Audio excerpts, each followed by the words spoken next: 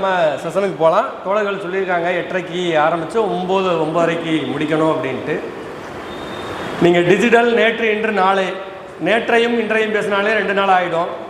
So அதனால் இப்போ என்ன இருக்கோ அதிலிருந்து நம்ம ஒரு டிஸ்கஷன் மாதிரி ஆரம்பித்து போகலாம் அப்படிங்கிறதான். இன்றைக்கி டிஜிட்டல் யுகங்கிறது நம்மளோட அன்றாடம் கலந்துருச்சுன்னு மட்டும் இல்லை, அது இல்லாமல் நம்ம இல்லை.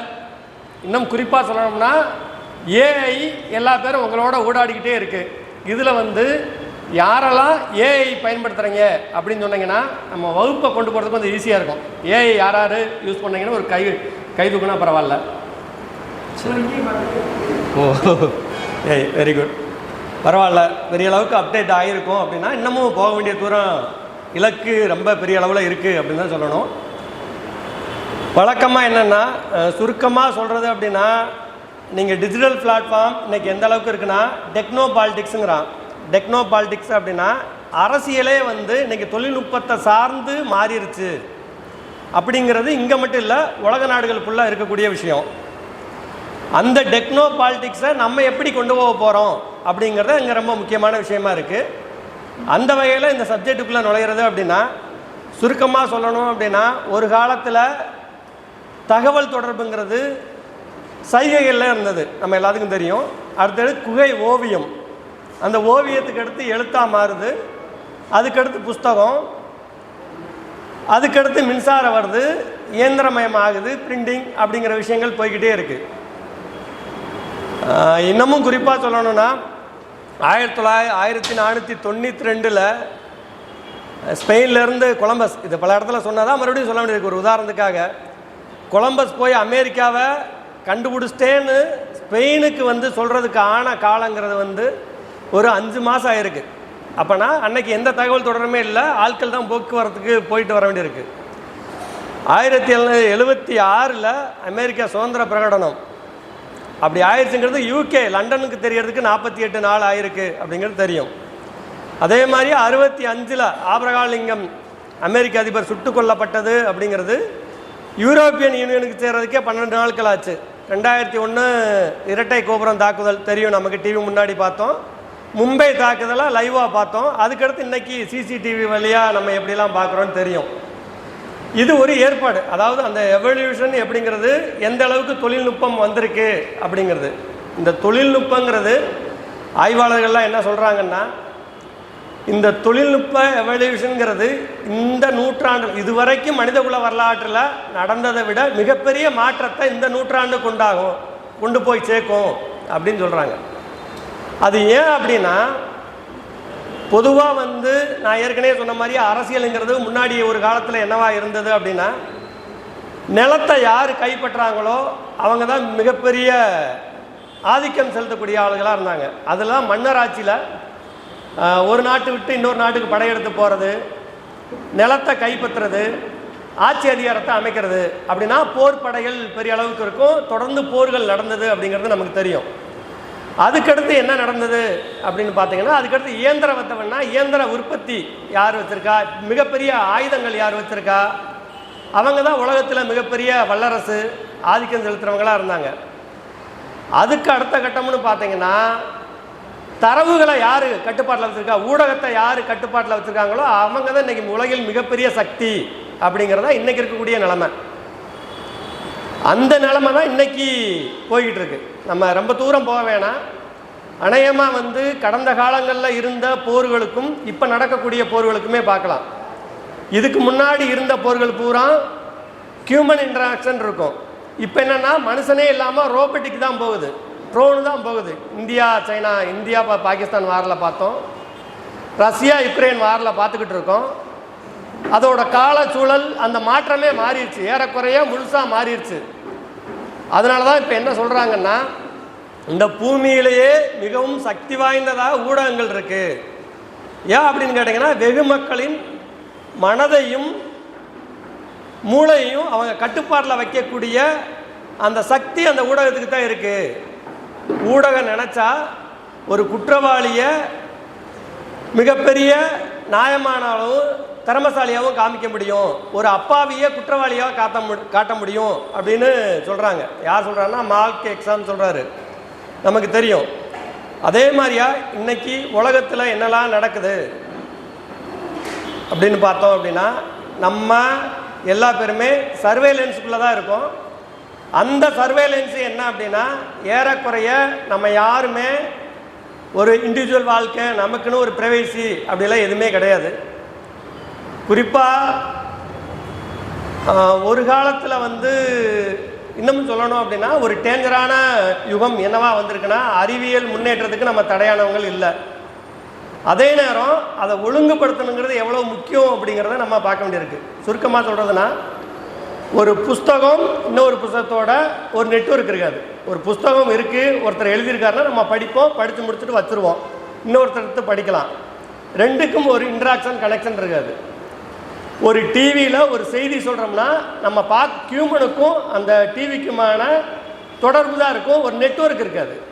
ஆனால் இன்றைக்கி என்ன இருக்குது அப்படின்னா, ஹியூமனும் கம்ப்யூட்டரும் வந்து ஒரு நெட்வொர்க்காக இன்ட்ராக்ஷன் ஆகுது. அது எப்படி இன்ட்ராக்ஷன் ஆகுது, அதோடு எப்படி நம்ம இணைஞ்சிருக்கோம் அப்படின்னு பார்த்தோம் அப்படின்னா, ஏறக்குறைய நம்ம இன்றைக்கி சோசியல் மீடியாலாம் பயன்படுத்துகிறோம். அந்த சோசியல் மீடியா என்ன செய்யுது அப்படின்னா, நம்ம என்னெல்லாம் பண்ணுறோம் இது எல்லாத்துக்கும் தெரியும். நம்ம என்ன பண்ணாலும் பேக்ரவுண்டில் நம்மளோட டேட்டாவை எடுக்கும். நம்ம என்ன மாதிரியெல்லாம் பண்ணுறோமோ அந்த டேட்டாவை பிக் பண்ணி நமக்கு வந்து டைம் லைனில் கொடுத்துக்கிட்டு இருக்குங்கிறது எல்லாத்துக்கும் தெரியும். இது ஒரு புறம்னா, அது வந்து நம்மளோட டேட்டாவிற்கு நம்மளை எடுக்குது. ஆனால் இது என்ன செய்யுதுன்னா, இன்றைக்கி இருக்கக்கூடிய ஏஐ அப்படிங்கிறதுக்கு நம்ம நேரடியாக வந்துடலாம். உதாரணமாக சொல்லணும்னா, நம்ம ஃபேஸ்புக் பார்க்குறோம். ஃபேஸ்புக்கில் வந்து நமக்கு எது பிடிக்கும் பிடிக்கலை, நமக்கு என்ன வரணும் என்ன வரக்கூடாது, என்ன ஷேர் பண்ணுறோம் என்ன ஷேர் பண்ணாமல் இருக்கோம் அப்படிங்கிறத வந்து டைம் லைனில் கொண்டாந்து நிப்பாட்டுது. அது எப்படி நமக்கு வந்து எது பிடிக்கும் பிடிக்காதுன்னு அவருக்கு எப்படி தெரியும்? இங்கே எல்லா பேர் இருக்கோம், எல்லா பேர் டைம் லைன்லேயும் ஒரே இது வராது, ஆனால் ஒரே நிறுவனம் தான்.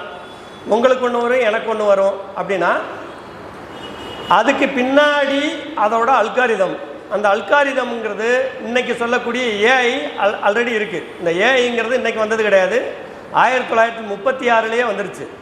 ஆனால் இன்றைக்கி ஏன் ஏஐ ChatGPT அப்படி நம்ம ரொம்ப ஃபேமஸாக பேசுகிறோம் அப்படின்னா, இன்றைக்கி தான் ஓப்பன் டொமைனுக்கு வந்திருக்கு. நம்ம எல்லா பேரும் பயன்படுத்தக்கூடிய இடத்துக்கு வந்ததுனால தான் இன்றைக்கி மிகப்பெரிய ஆச்சரியமாக பார்க்குறோம். இதோட எவாலுவேஷன் எப்படி இருக்குது அப்படின்னு பார்த்தீங்கன்னா, அநேகமாக அது இல்லாமல் இனிமேல் எதுவுமே நகலாது அப்படிங்கிற நிலைமைக்கு இன்றைக்கி அதோட வளர்ச்சி போக்குங்கிறது மிக பிரம்மாண்டமாக வந்திருக்கு. நீங்கள் அது இல்லாமல் வேறு எதுவுமே இல்லை அப்படிங்கிற மாதிரியா ஆயிருக்கு. அநேகமாக ChatGPT யூஸ் பண்ணுறவங்களுக்கு தெரியும்.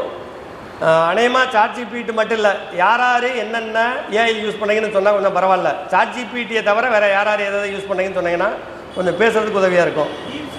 டீப்சிக் வேறு, பெர்ப்ளெக்சிட்டி, கோபைலைட், கிளாடு, எல்எல்எம் யாராவது யூஸ் பண்ணீங்களா? எல்எல்எம் தான். இப்போ கூகுள் ஸ்டுடியோ விட்டுருக்க எல்எல்எம் யூஸ் பண்ணீங்களா? சரி, ரைட்டு. இப்போ வந்து ஒரு மனுஷன் இவ்வளோ நேரம் இப்போ கூகுள் இருக்குது அப்படின்னா ஒரு விஷயம் வேணும்னா நம்ம சர்ச் பண்ணி தேடி போய் அதிலிருந்து எடுத்து பண்ணுவோம். இவர் உக்காந்துட்டு எனக்கு வந்து இன்றைக்கி நாளைக்கு இவர் வந்து கிளாஸ் எடுக்க வர்றாரு, அவர் சம்மந்தமாக ஒரு போஸ்டர் க்ரியேட் பண்ணு, அவர் யார் என்னென்னு விவரம் கொடுத்தா மட்டும் போதும், அடுத்த நிமிஷம் வந்துடுறோம். ஒன்றும் இல்லை, நீங்கள் வர்றதுக்கு முன்னாடி எனக்கு திருப்பூருக்கு நான் வகுப்புக்கு போகிறேன், திருப்பூரோட அரசியல் பொருளாதார சூழல் என்ன, அங்கே இளைஞர்களோட பங்களிப்பு என்ன இருக்குது அப்படின்னு ஜெமினி ஏஐயில் போட்டு அந்த டீப் ரிசர்ச்சுக்குள்ளே போய் கொடுத்தவொடனே அது வருது. திருப்பூரில் 4.2% இளைஞர்கள் வேலை இல்லாமல் இருக்காங்க. நீங்கள் வந்து கொரோனா காலம் அப்படி இப்படின்னு சொன்னால் கூட எக்ஸ்போர்ட்டோட அந்நிய செலவாணி வருவாய் கூடியிருக்கு, நீங்கள் குறையலை. திருப்பூரோட எக்ஸ்போர்ட்டோட வேல்யூ நீங்கள் என்னதான் இருந்தாலும் கூடியிருக்கு.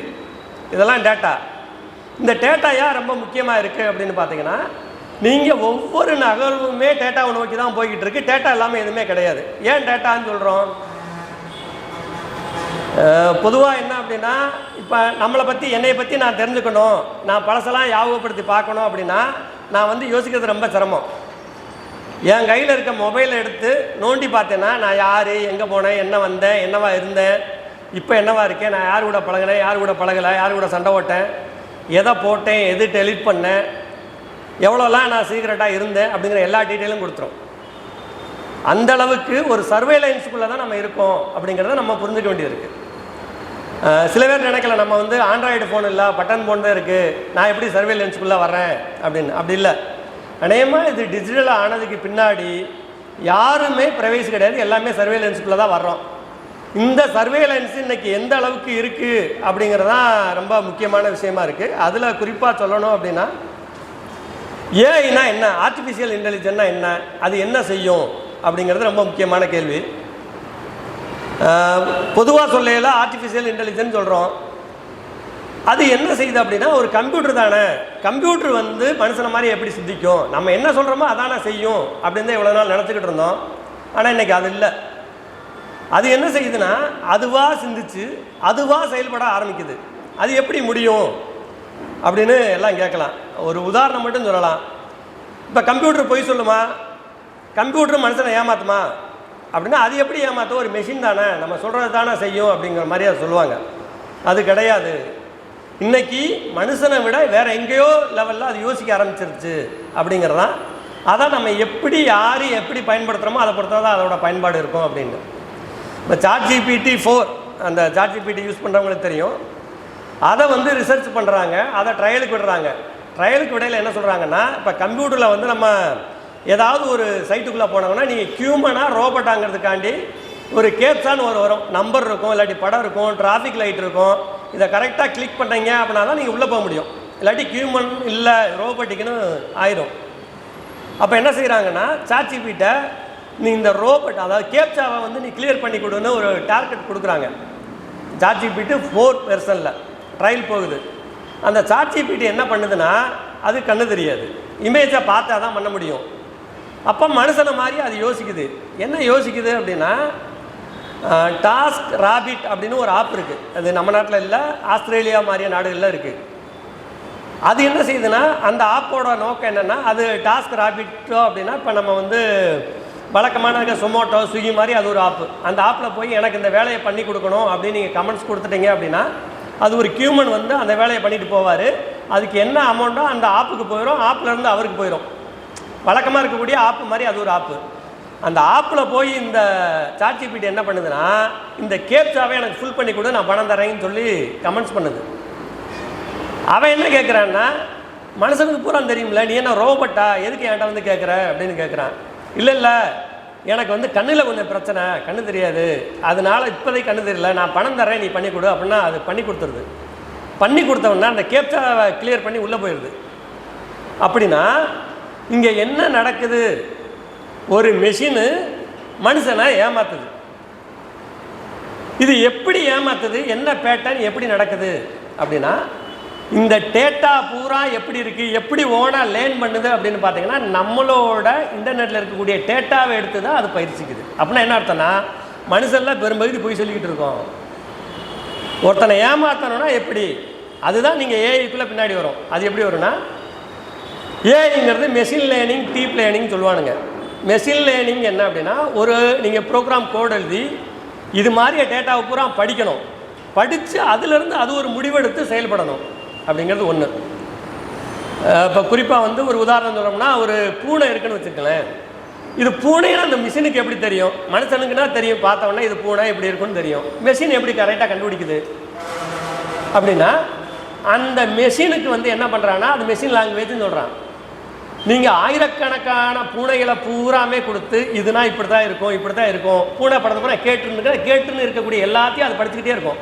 அப்போ கேட்டுனா இப்படி தான் காது இருக்கும், இவ்வளோ உயரம் தான் இருக்கும், இப்படி இருக்கும், இப்படி பார்க்கும், இதோட பிக்சல்ஸ் எல்லாம் இப்படி இருக்குது அப்படின்னு. அதுலேயே டீப் லேர்னிங்னு ஒன்று வச்சுருக்கேன். அது என்ன பண்ணுன்னா, அதோட கண் எந்த அளவு இருக்கும், அது எவ்வளோ தூரம் பார்க்கும், அதோட பிக்சல்ஸ் எவ்வளோ இருக்கும் அப்படிங்கிறத லேர்ன் பண்ணும். இது மூணும் சேர்ந்தது தான் ஏஐ. அப்படின்னா இந்த ஏஐயோட பவர் எந்த அளவுக்கு இருக்குது அப்படின்னு பார்த்தீங்க அப்படின்னா, நம்ம எதிர்பார்க்காத முடியாத அளவுக்கு வந்து இன்றைக்கி எல்லா துறையிலையும் வந்துருச்சு. ஒன்றும் இல்லை, நம்ம வீட்டில் இருக்க பையன் ஹோம்ஒர்க் பண்ணணும் அப்படின்னா முன்னாடி வந்து கூகுள் சர்ச் பண்ணி பார்ப்பான். இன்றைக்கி ChatGPT-ல போட்டு இதுக்கு என்ன ஆன்சர்னு நோட்டை எழுதிட்டு போகிறாங்க.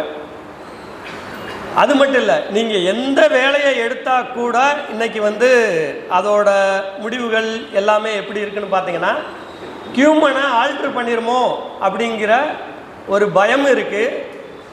இதெல்லாம் எதுக்கு டெக்னிக்கலாக இங்கே சொல்கிறோம் அப்படின்னா, நம்ம வந்து ஒரு அரசியல் கட்சி, அரசியல் பொருளாதாரம் பார்க்குறோம். இது எந்த அளவுக்கு தாக்கத்தை உருவாக்கும் அப்படின்னு நம்ம பார்க்க வேண்டியிருக்கு. எப்படி தாக்கத்தை உருவாக்குது? 2 நாளைக்கு முன்னாடி டிசிஎஸ் கம்பெனியில் ஏகப்பட்ட பேர்த்தை வந்து வேலையை விட்டு நீக்கினாங்க. ஏன் வேலையை விட்டு நீக்கினாங்க அப்படின்னு பார்த்தீங்கன்னா, மனுஷன் செய்கிற வேலையெல்லாம் இது மாதிரி மெஷினுக்கு கற்றுக் கொடுத்து மெஷின் செய்ய ஆரம்பிக்குது. மெஷின் செய்ய ஆரம்பித்தா என்ன? மனுஷனுக்கு வேலை இல்லை. நீங்கள் ஒரு மெஷின் லேர்னிங், அதாவது மெஷின் லேர்னிங் ஏஐ, இப்போ நீங்களே இருக்கேன்னா ஏஜென்ட் ஏஐன்னு நீங்களே ஃபில்டர் பண்ண முடியும். இப்போ நான் ஒரு பத்திரிக்கையில் ஒர்க் பண்ணுறேன், டெய்லி எல்லாத்தையும் படித்து இருக்கிறதுக்கு எனக்கு நேரம் இல்லை.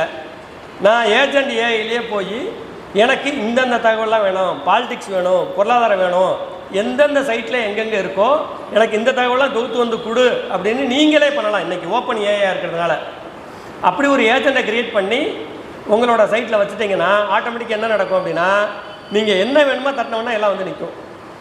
அப்படி மனுஷனோட வேலைகளை பூரா குறைச்சி நீங்கள் மைண்டில் என்ன நினைக்கிறீங்கன்னா நினைக்கிறதுக்கு முன்னாடி அதை செஞ்சிடும். ஒன்றும் இல்லை, நீங்கள் வந்து கூகுளில் வந்து எதையாவது ரஜினிகாந்த் வீடியோன்னு டைப் பண்ணுறதுக்கு முன்னாடி அடித்தோடனே ஆரியே அடித்தோன்னா ரஜினிகாந்த்னு வருது. அது எப்படி?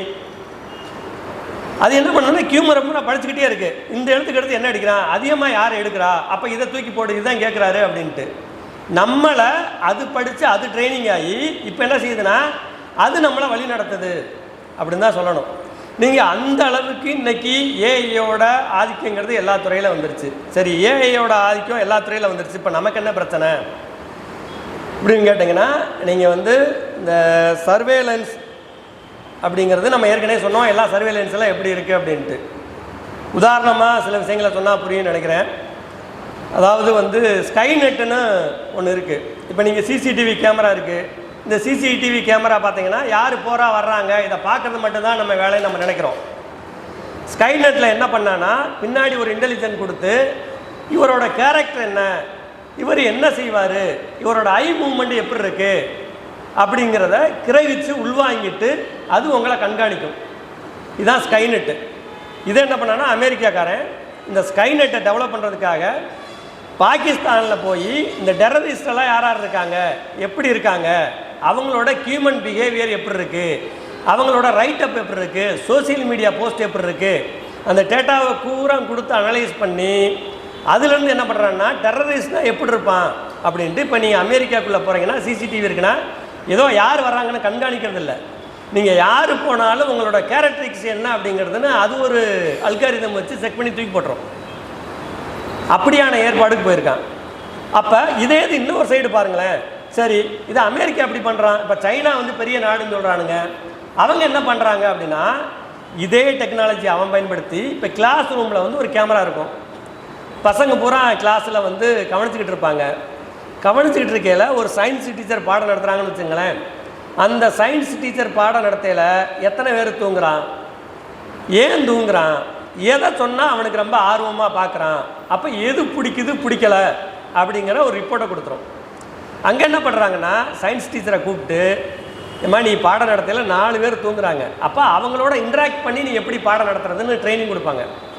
அதே மாதிரியா ஒரு பையன் ஒரு விஷயத்தை சொல்லையில் ரொம்ப பவர்ஃபுல்லாக கவனிக்கிறான்னா இவனுக்கு இதில் ஆர்வம் இருக்குது, அப்போ இவனுக்கு தேவையானதை இந்த துறையில் இவனை கவனம் செலுத்துங்க அப்படின்னு சொல்லி மனிதனோட ஆக்கப்பூர்வமான அடுத்த கட்ட வளர்ச்சிக்கு சைனாவில் பயன்படுத்துகிறான். அமெரிக்காவில் என்ன பண்ணுறான் அப்படின்னா நீங்கள் இந்த டேட்டாவை பூரா வச்சு அவன் வந்து தரவுகளாக பயன்படுத்தி நம்மளை வந்து இன்றைக்கி விற்பனை பொருளாக மாற்றுறான். அது எப்படி விற்பனை பொருளாக மாற்றுறான்? கிண்டிலில் நான் ஒன்று படிச்சுக்கிட்டு இருக்கேன், எனக்கு என்ன புஸ்தகமெல்லாம் பிடிக்கும், எதெல்லாம் ரொம்ப நேரம் படிக்கிறேன் அப்படின்னா இதில் இருக்கக்கூடிய கேமரா என்னை வாட்ச் பண்ணிக்கிட்டே இருக்கும். அடுத்தாட்டி போகையில் இந்தந்த புஸ்தகமெல்லாம் வந்திருக்குன்னு கிண்டில் எனக்கு ரெஃபர் பண்ணும்.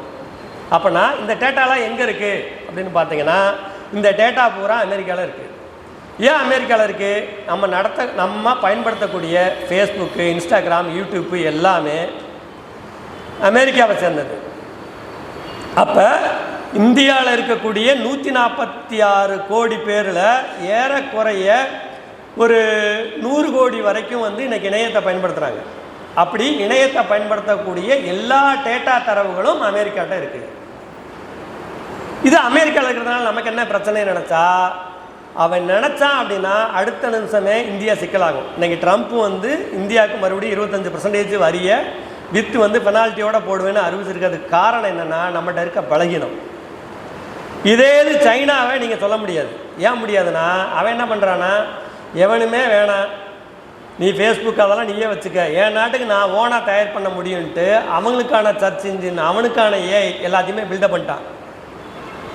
அப்போ இன்றைக்கி இந்த டேட்டாவை வச்சு அவன் என்ன பண்ண முடியும் அப்படின்னு நினச்சிங்கன்னா, நம்ம வந்து இன்றைக்கி வர்த்தக ரீதியாக இவ்வளோ எக்ஸ்போர்ட் பண்ணுறோம், இவ்வளோ இம்போர்ட் பண்ணுறோம், இது இப்படி பண்ணுறோம், திருப்பூரில் ஒரு ஆடையை வடிவமைக்கிறோம், இவ்வளவு எக்ஸ்போர்ட் பண்ணுறோம்னா உங்களோட கேரக்டரு, நீங்கள் என்ன பண்ணுறீங்க, ஏது பண்ணுறீங்க, எல்லா டேட்டாவும் அவன்கிட்ட இருக்கும். அவன் நினச்சி உங்களுக்கு போட்டியாக ஒன்று ஆரம்பிக்கிறோம்னா ஈஸி ஃப்ளாப் பண்ணிட முடியும்.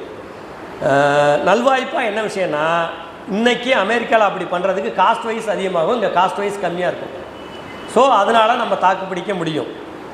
இன்னொரு உதாரணம் சொல்லணும்னா, நம்மகிட்ட டிஜிட்டல் எராவில் நம்ம வந்து ரொம்ப பின்தங்கி கடக்கோடியில் இருக்கோம். சமீபத்தில் நம்ம தாவி வெங்கடேஸ்வரன் வந்து கார்த்திகை செல்வனுக்கு ஒரு இன்டர்வியூ கொடுத்துருந்தார் நியூஸ் 18ல். அவர் ஒரு தகவல் என்ன சொன்னார் அப்படின்னா, நம்மகிட்ட சொந்தமான நேவிகேஷன் சிஸ்டமே இல்லை. நேவிகேஷன் என்ன, ஜிபிஎஸ். இன்றைக்கி நம்ம ஒரு ஊருக்கு போகிறோம்னாலே ஜிபிஎஸ் போட்டுட்டு அந்த வழியை பார்த்து போகிறோம், வர்றோம், எல்லாமே பண்ணுறோம். இன்றைக்கி ஜிபிஎஸ் இல்லைன்னா நமக்கு என்ன நடக்கும்? சுமோட்டோக்காரன் என்ன பண்ணுவான், ஸ்விக்கிக்காரன் என்ன பண்ணுவான், ஓலா என்ன பண்ணுவான், ஊபர் என்ன பண்ணுவான், நம்மளே என்ன பண்ணுவோம்? இதெல்லாம் யாரோட கட்டுப்பாட்டில் இருக்குது? எல்லாம் யூஎஸ் கட்டுப்பாட்டில் இருக்குது, கூகுளோட கட்டுப்பாட்டில் இருக்குது. நமக்குன்னு ஓன் நேவிகேஷன் என்ன இருக்குது? நமக்குன்னு ஒன்று இருக்குது, அது யாருக்குமே தெரியாது. ஈவன் மிலிட்ரியில் கூட முழுசாக நம்மளோட நேவிகேஷன் சிஸ்டத்தை பயன்படுத்த முடியல. இது மாதிரியா நம்ம சேட்டலைட் அனுப்பையில் அமெரிக்கா அந்த ஜிபிஎஸ் சிஸ்டத்தை மாற்றினதுனால நமக்கு சேட்டலைட் ஃபெயிலியர். இதுதான் இன்றைக்கி நமக்கு இருக்கக்கூடிய நிலைமை. ஏன் இதெல்லாம் சொல்ல வேண்டியது இருக்குது அப்படின்னா, இன்றைக்கி அப்போ இந்தியா வந்து எல்லாத்துலேயும் பின்தங்கி இருக்கா அப்படின்னு பார்த்தீங்கன்னா இல்லை. நீங்கள் கூகுளோட சுந்தர் பிச்சை யார், அடோப்போட சிஇஓ யார், யூடியூப்போட எல்லா கொள்கையும் வகுக்கக்கூடியவர் யார், மைக்ரோசாஃப்டில் இருக்கக்கூடிய பெரிய பெரிய ஆட்கள் யார், எல்லாமே சிஇஓ பொறுப்பில் இருக்க போகிற இந்தியர்கள். அந்த இந்தியர்கள் பூரா தான் போய் அந்த ஏஐ டெவலப் பண்ணுறா. தொலை சொன்னால பெர்ப்ளெக்சிட்டியோட சிஇஓ மெட்ராஸ் ஐஐடியில் படித்தவர். பல ஏஐயை உருவாக்கக்கூடிய பெரும்பகுதியான ஆட்கள் நம்ம இந்தியர்கள் தான்.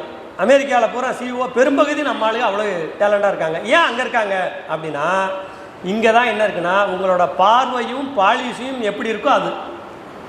இன்னொன்று என்ன சொல்கிறாங்கன்னா, சைனா வந்து டிஜிட்டல் எராவில் பல பிஹெச்டி முடிச்சிட்டான், நம்ம தான் இப்போ தான் பிரிகேஜில் என்ட்ரி ஆகிறோம். இந்த வார்த்தையை நான் சொல்கிற வார்த்தை இல்லை, ஆனந்த விகடனோட ஆசிரியர் சீனிவாசன் எம்எம்ஏன்னு மெட்ராஸ் அசோசியேஷன் ஆஃப் இதில் வந்து பேசையில் அவர் சொன்ன வார்த்தை. ஏன் அப்படின்னா, அவர் சைனாவில் போய் பல நாட்கள் இருந்து தொழில் ரீதியாக கற்றுக்கிறதுக்காக போனார். அதிலிருந்து சில விஷயங்களாக பண்ணார். அவர் சொல்கிறாரு இதுதான் நிலைமைன்ட்டு. ஏன் இதை நம்ம சொல்ல வேண்டியது இருக்குன்னா, நம்ம இங்கே பூராமே நம்ம அரசுகள் வந்து கார்ப்பரேட் ஆதரவாக அவங்க லாபத்தை மட்டும்தான் முன்னடக்கினாங்க. சைனா வந்து அவங்களோட சமூக மக்களுக்கு சோசலிசங்கிற கொள்கை இருக்கிறதுனால இது எப்படி இந்த தொழில்நுட்பம் சமூகத்துக்கு பயன்படுன்னு பார்த்தான்.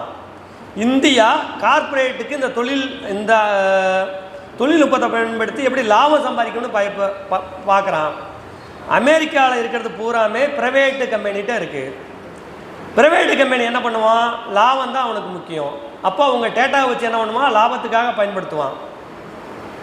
அதே இது சைனாவில் என்ன நடக்குது அப்படின்னா, இது நம்ம சொல்லலை, எல்லா பேரும் என்ன சொல்கிறாங்க அப்படின்னா, சைனாவில் ஏஐயை பயன்படுத்தி ஒரு முதலாளி இருக்காருன்னா எப்படி வந்து வரியெல்லாம் வந்து அவர் மால் ப்ராக்டிஸ் பண்ணுறான்னு ஈஸியாக கண்டுபிடிச்சிருவான். இந்த டெக்னாலஜியை பயன்படுத்தி தான் அங்கே ஊழலை பெரும்பகுதி குறைச்சிருக்காங்க. ஒயிட் காலர் கிரிமினல்ஸை பூரா அரெஸ்ட் பண்ணுறான், நீங்கள் எல்லாத்தையும் வாட்ச் பண்ணுறான். அது வந்து சமூக நலனுக்காக பயன்படுத்துகிறான். அங்கே என்ன பண்ணுறாங்க, அமெரிக்காவில் இதே டேட்டாவை வச்சு இதே ஏஐயை வச்சு முழுக்க தரவுகளை விற்பனையாக பயன்படுத்துகிறான். அப்போ எது யார்கிட்ட இருந்தால் சரியாக இருக்கும் அப்படின்னா இந்தியா எங்கே இருக்குது அப்படின்னு நமக்கு தெரிஞ்சுக்க வேண்டிய அவசியம் இருக்குது. சரி, ஏஐ வந்து எப்படி ஒர்க் ஆகுது அப்படின்னு பார்த்தீங்க அப்படின்னா, சுருக்கமாக சொல்லணும் அப்படின்னா, நான் ஏற்கனவே சொன்னேன் மெஷின் லாங்குவேஜ்னால் எப்படி இருக்கும், டீப் லேர்னிங்னா என்ன பண்ணுது அப்படின்ட்டு. இன்னொன்று என்னென்னா, நியூரல் நெட்வொர்க் மாதிரியே செயல்படுது அப்படிங்கிறான். ஒரு மனுஷனோட மூளைங்கிறது வந்து நியூரான்களால் நிறைய நியூரான்களாகி ஆக்டிவேட் ஆகி தான் நமக்கு வந்து ஒர்க் ஆகி இப்போ நான் இவர் பார்க்குறேன் அப்படின்னா லிவின் அப்படிங்கிறது என் மண்டையில் எப்படி தெரியும், பார்த்தோன்னா கண் பார்க்குது, டக்குன்னு மூளைக்கு போகுது, பேர் சொல்லுது. அப்படிங்கிற மாதிரியா மெஷினை வந்து நீங்கள் வந்து ட்ரெயின் பண்ணுறான். நியூரால் லிங்க் அப்படிங்கிற எலான் மஸ்கோட நிறுவனம் இருக்குது. அவன் அடுத்த கட்டத்துக்கு என்ன போயிட்டாங்க அப்படின்னா, மனுஷனோட மூளைக்குள்ள ஒரு சிலிக்கான் சிப்பை வச்சு அந்த மூளையை அப்படியே காப்பி பண்ணி மனுஷனை மாதிரியாவே இதை ஆக்ட் பண்ண வைக்கிறதுக்கான ஒரு ப்ரீமியர் லெவல், அதாவது இப்போ தான் ஆரம்ப லெவல் ப்ராஜெக்ட் போயிட்டுருக்கு. இன்றைக்கி இருக்கக்கூடிய ஆர்டிஃபிஷியல் இன்டெலிஜென்ஸுங்கிறது கடந்த கால தொழில்நுட்பத்தை விட மாறுபட்டதாக இருக்குது. இது யார் கையில் இருக்குங்கிறது தான் இங்கே மேட்ரு. தவறானவங்க கையில் இருந்தால் என்ன நடக்கும், நல்லவங்க கையில் இருந்தால் என்ன நடக்கும். ஏன் இவ்வளோ விஷயத்த சொல்கிறோம் அப்படின்னா, ஹெல்த் ஏஐன்னு ஒரு ப்ராடக்ட்டு அமெரிக்காவில் தயார் பண்ணுறாங்க. அவர் சமீபத்தில் கொடுத்த ஒரு இன்டர்வியூவில் என்ன சொல்லியிருக்காங்கன்னா, இதெல்லாம் ஒரு கட்டத்துக்கு மேலே போகல ஒரு விஷயம் நடக்கும், அது சோசலிச முறையை நோக்கி போக வேண்டிய கட்டாயம் வரும் அப்படிங்கிறாரு. இதுக்கும் அதுக்கும் என்ன சம்மந்தம் அப்படின்னு கேட்டிங்கன்னா, இப்போ வந்து ஒரு இண்டஸ்ட்ரியில் 1000 பேர் பார்க்க வேண்டிய வேலையை ஏஐயை பயன்படுத்தி 1000 பேரை வீட்டுக்கு அனுப்பிடலாம். அப்படின்னா முதலாளி என்ன பண்ணுவான், இவ்வளோ பேருக்கு சம்பளம் கொடுக்கறதுக்கு பதிலாக ஏஐயை மட்டும் நம்ம வேலைக்கு அனுப்பினா அதிகமான லாபம் வரும்னு நினைப்பாங்க. அப்படி அதிகமான லாபம் வரும்னா தொழிலாளிகள் பூரா வேலையை விட்டு போயிட்டா இவங்க உற்பத்தி பண்ண பொருளை வாங்குறது யாரு, லாபம் அவனுக்கு போகும். அப்போ உற்பத்தி குவிமயமாக ஆயிடுச்சு அப்படின்னா உற்பத்தி தேக்கம் நடக்கும். உற்பத்தி தேங்குனா எவ்வளவு லாபம் எப்படி இவனுக்கு வரும், விற்றா தானே வரும். இதை வாங்கிறதுக்கு மற்றவங்கள்ட்ட காசு வேணும்ல, என்ன பண்ணுவாங்க அப்படின்ட்டு அவர் என்ன சொல்கிறாருன்னா, அப்படி லாபம் சம்பாதிக்கிறத சோசலிசம் முறை மாதிரி ஜனங்களுக்கு பிரித்து கொடுக்குற சிஸ்டம் வந்தால் தான் இன் ஃபியூச்சர் நிற்கும் அப்படின்னு சொல்கிறான். இது எங்கே போய் முடியுதுன்னு பாருங்கள். அப்போனா இதுக்கு பின்னாடி என்ன இருக்கணும், எப்படி செய்யணும் அப்படிங்கிறதையும் நம்ம சேர்த்து கவனிக்க வேண்டியது இருக்குது. நான் ஏற்கனவே சொன்ன மாதிரியே ஒரு உதாரணமாக சொன்னோன்னா, ஒரு ஆட்டோ டிரைவர் இருக்கார். ஆட்டோ டிரைவர் வந்து ரோட்டை பார்த்து போய்கிட்டே இருப்பார். சிக்னல் பார்த்தோன்னா அவர் காலை ஆட்டோமேட்டிக்காக போய் பிரேக்கில் நிற்கும். சிக்னல் விழுந்தவொடனே கையை டிரைவ் பண்ணும். இது மாதிரியா இந்த ஏஐ என்ன செய்யணும், நியூரல் நெட்வொர்க்கில் கனெக்ட் ஆகி ஒரு விஷயத்தை பார்க்கையில் அது input layer hidden layer output லேயருங்கிற கான்செப்டில் உள்ளுக்குள்ளே எல்லாமே வேலையை பார்க்க ஆரம்பிக்குது அப்படின்னு சொல்கிறான். அதுலேயும் இன்னமும் என்ன சொல்கிறாங்கன்னா, இன்றைக்கி கூகுள் ஏஐ வெளியிட்டிருக்கக்கூடிய சில பொருட்களை பார்த்தா நமக்கே பயமாக இருக்குது. திருப்பூருங்கிறதுனால அதை சார்ந்து ஒரு உதாரணம் சொல்லலாம். கூகுள் வந்து இப்போ ஒரு ஏஐ விட்டுருக்கான். ஒரு ஜவுளி கடைக்கு போகிறீங்க அப்படின்னா, அந்த ஜவுளி கடையில் போய் துணியை பார்க்குறீங்க அப்படின்னா, அந்த துணியை பார்த்தீங்கன்னா போதும், ஒரு ஆப் தயார் பண்ணியிருக்கான். உங்கள் அளவு என்ன ஏது டக்குன்னு எடுத்து உங்களுக்கு ஃபிட் பண்ணால் எப்படி இருக்கும். ஒரு துணி இருக்குது, துணியை பார்த்துட்டா ஃபிட் பண்ணால் எப்படி இருக்குன்னு அப்படியே வந்துடும் ஃபோட்டோ. அந்த துணியுமே என்னென்னா என்னென்ன அளவு, மார்பு என்ன சைஸு என்ன டக்குன்னு எடுக்குது. இன் ஃபியூச்சர் என்ன நடக்கும், இப்போ திருப்பூரில் இருக்க ஒரு ஆள் இதே ஏஐயை யூஸ் பண்ணி அந்த ஏபிஐ கீயை பயன்படுத்தி எங்கள் கடைக்கு வந்து இந்த துணி வேணும்னா அப்படியே நீங்கள் கண்கூட அசலாக நீங்கள் தச்சு போட்டால் எப்படி இருக்குமோ அப்படி வந்துடும். இதுதான் வேணும் எனக்கு பிடிக்குதுன்னு சொல்லிட்டு வெளியே போகக்குள்ள டிச் பண்ணி வெளியில் வந்துடும். இப்போ நம்ம நினைக்கிறதுக்கு ரொம்ப கஷ்டமாக இருக்கும், ஆனால் இது ரொம்ப நாள் கிடையாது, ஏறக்குறையாக வந்துடும். அவன் அந்த அளவுக்கு டெக்னாலஜியில் இன்றைக்கி எல்லாத்துலேயும் ஏஐயை பயன்படுத்தி போய்கிட்டே இருக்காங்க. இப்படியே ஏஐ போனால் என்ன நடக்கும், நீங்கள் வந்து நம்ம பயன்படுத்தக்கூடிய இந்த ஏஐ வந்து நம்ம பயன்படுத்தக்கூடிய ஒவ்வொன்றையும் எப்படி ஒர்க் அவுட் ஆகுதுன்னு பார்த்தீங்க அப்படின்னா, நீங்கள் இன்ஸ்டாகிராம் தொடர்கள் பூரா பயன்படுத்துவீங்க. இன்ஸ்டாகிராமில் ஒரு பீஸா ஒரு படம் இல்லாட்டி நீங்கள் போகிறீங்க வெளியில் ஒரு ஃபோட்டோ எடுக்கிறீங்க, அதை அப்லோடு பண்ணுறீங்க அப்படின்னா உங்கள் ஃபேஷியல் ரெக்கக்னேஷனை வச்சு யார் இந்த ஃபேஷியலோட ஒத்து இருக்கா, எங்கே இருக்கா, என்ன இருக்கா அப்படின்னு போட்டுட்டு உங்களுக்கு ஃப்ரெண்ட்ஸை டேக் பண்ணும். ஒரு பீஸா படத்தை போட்டிங்கன்னா நியர்பை பீஸா வந்து கடை எங்கே இருக்குது, எவ்வளோ ரேட்டு எல்லாமே வருதா. இதெல்லாம் வந்துமே இது வந்து என்ன சொல்லுவாங்கன்னா, வந்து இதுக்கு வந்து ஒரு 4 லேயராக பிரிப்பாங்க. ஒரு இமேஜை பார்த்தோன்னா இமேஜ் ரெக்கக்னைசேஷன் ஏஐ அப்படின்னு ஒன்று இருக்கும், அது ஒர்க் அவுட் ஆகும். அடுத்துக்கடுத்து லொக்கேஷன் ஏஐன்னு இருக்கும். சரி, இந்த இமேஜ் வேறு எங்கெல்லாம் நியர்பை இருக்குன்னு அந்த லொக்கேஷன் ஏஐ எடுத்து போட்டுரும். அதுக்கடுத்து ஹேஷ்டாக் ஏஐன்ட்டு இதை போட்டோம்னா யார் யார் பார்க்கணுன்னா என்னென்ன ஹேஷ்டாக் கிரியேட் பண்ணணும் அப்படின்னு வந்துடும். அப்புறம் ஃபீடு அல்காரிதம். அப்போ இது மாதிரியே பீஸா சாப்பிட்றவங்களாம் யார் யார் இருக்காங்கன்னு ஏற்கனவே ஒரு லிஸ்ட் இருக்கும், சார் அதோட போயிடும். அப்போ டார்கெட் ஆடியன்ஸ் அப்படின்னா என்னென்னா இதை பூரா சேர்த்துட்டு இந்த ஏஐ என்ன பண்ணும்னா இந்த பீஸா கடைகள்லாம் எங்கே இருக்குது, அப்போ அவங்களுக்கு இதை கொண்டு போய் கொடுக்குறதுக்கு அவன்கிட்ட பேரம் பேசி காசு வாங்கிட்டு பீஸா சாப்பிட்றவனுக்கு பூரா இந்த விளம்பரம் போயிடும். இதுதான் இன்றைக்கி ஏஐயை வச்சு எல்லா தொழிலையும் நடக்கக்கூடிய வியாபாரம். இந்த டேட்டாவை பூரா யார் இருக்குது? அமெரிக்கா கையில் இருக்குது. இந்தியாவோட டேட்டா பெரும்பகுதி அமெரிக்கா கையில் இருக்குது, சைனா கையிலாகவும் இருக்குது. ஆனால் இந்தியாவுக்குன்னு தனிப்பட்ட டேட்டா எதுவும் கிடையாது. இப்போ தான் அந்த டேட்டாவை பாதுகாக்கணும், டேட்டாக்கு பாதுகாக்கிறதுக்கான சில முன்முயற்சிகளை எடுக்கிறாங்க. ஆனால் இதே டேட்டா எல்லாத்தையும் பயன்படுத்தி மோடி கவர்மெண்ட் என்ன பண்ணுச்சுன்னு பார்த்தீங்கன்னா அவனோட சுய லாபத்துக்காக எல்லாத்தையும் பயன்படுத்தினாங்க. எப்படி பயன்படுத்தினாங்க அப்படின்னா, நீங்கள் ஃபேஸ்புக்கோட சேர்ந்து டொனால்ட் ட்ரம்புக்கு முத 2014 பின்னாடி எப்படி ஜெயிக்க வச்சு பண்ணாங்களோ 2014 கேம்பிரிட்ஜ் அனலிட்டிக்காங்கிற நிறுவனத்தை வச்சு ஃபேஸ்புக்கு இன்டர்ஃபேஸ் டேட்டாவை எடுத்து தான் மோடி இங்கே ஜெயித்தான். டொனால்ட் ட்ரம்ப் விஷயம் வந்து மாட்டினதுக்கு அடுத்து அந்த நிறுவனத்தை யூகே கோர்ட்டில் போய் அது பெரிய ஃபைன் பண்ணி அமெரிக்காவை ஃபைன் பண்ணது பின்னாடி அந்த மோடியோட படத்தை எடுத்துகிட்டு நாங்கள் அதில் கஸ்டமர் இல்லைன்ட்டு வெளியில் வந்துட்டு வேறில் வச்சு இயங்குறாங்க. அதிலிருந்து பலனடையம் தான் பயன்படுத்தினாங்களே தவிர இந்தியர்களை பாதுகாக்கவோ இந்திய மக்களோட டேட்டாவை பாதுகாக்கவோ அவங்க பயன்படுத்தவே இல்லை. சில உதாரணம் சொன்னால் இன்னும் புரிய முடியும்னு நினைக்கிறேன். இது எவ்வளவு முக்கியத்துவமாக இருக்கும் அப்படின்ட்டு. சீனாவில் ஒரு இன்சிடென்ட் நடக்குது 2009. ஒரு 3 வயசில் ஒரு குழந்தை, அந்த குழந்தைய வந்து கடத்திட்டு போயிடுறானுங்க, கண்டுபிடிக்க முடியலை. அவனை வந்து 2009க்கு அடுத்து ஒரு 10 வருஷம் கழிச்சு அரெஸ்ட் பண்ணுறாங்க. அரெஸ்ட் பண்ணிட்டாங்க. அந்த குழந்தை யார், எங்கே இருக்காங்க, நீ கண்டுபிடிக்க முடியும்? அதெல்லாம் அன்னைக்கே வித்தாச்சு, எனக்கு அவன் எப்படி இருப்பானே தெரியாது, என்னை எப்படி கண்டுபிடிக்க சொல்கிறீங்க, வாய்ப்பே கிடையாது அப்படின்னு அந்த ஆள் சொல்லிடுறான். அப்புறமேல அவங்க அப்பா அம்மாவை கூப்பிட்டா அப்பா அம்மாவுமே சின்ன பையனில் போனது, இன்றைக்கி 3 வயசு குழந்தை, இன்றைக்கி 13 வயசு பையனில் எனக்கு எப்படி தெரியும், பார்க்க முடியாதுங்கிறாங்க.